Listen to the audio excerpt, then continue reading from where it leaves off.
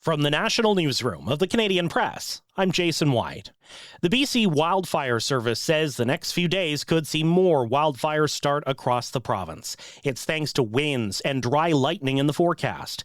The service's head of wildfire operations, Cliff Chapman, says fuels consumed by wildfires in some areas of BC are as dry as they can get. Our wildfires are usually about 60% started by lightning. And in the next 48 hours, we are going to see a high potential for lightning across the province. The province says about 250 square kilometers have burned across BC since April, compared to 7,000 this time last year. The federal government's creating a military drone research facility in Quebec.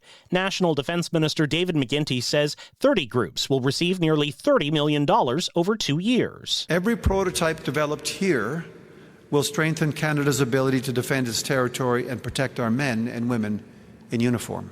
The new hub will be sponsored by the Canadian Joint Forces Command. U.S. President Donald Trump has backtracked on his plans to charge ships using the Strait of Hormuz. Instead, the U.S. will accept investments from Gulf countries. It comes as another wave of U.S. strikes hit Iran today, and their interim peace deal is in tatters.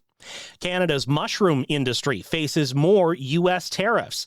A U.S. Department of Commerce probe is set to result in a more than 8% levy on fresh mushrooms grown in Canada. An earlier U.S. investigation alleged Canadian mushroom growers get unfair government subsidies, but the industry denies that.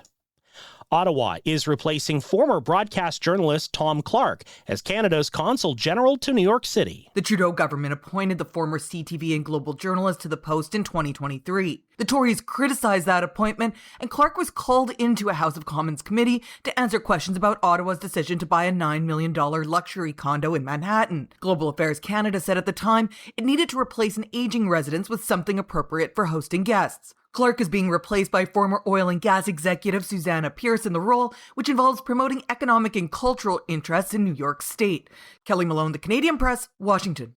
Hamilton, Ontario is on the verge of temporarily banning data centers. It's being framed as a chance to set up guardrails around the facilities that are powering the artificial intelligence boom.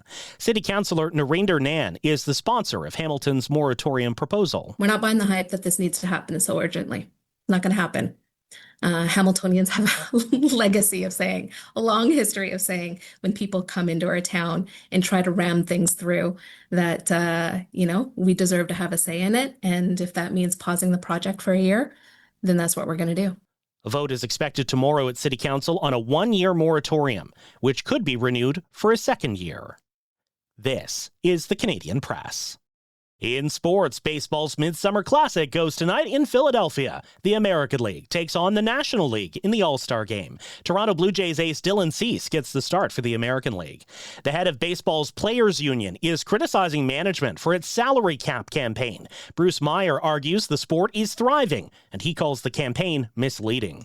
The Tempo are back in Toronto for a WNBA game tonight against the Washington Mystics. The expansion Tempo split a pair of games last week in Montreal. The Tempo enter this contest 2 games behind the Mystics for the league's 8th and final playoff spot. The Northern Super League will expand to 7 teams for its 3rd season. The Canadian-based Pro Women's Soccer League announced a new team in Winnipeg will start play in its next campaign.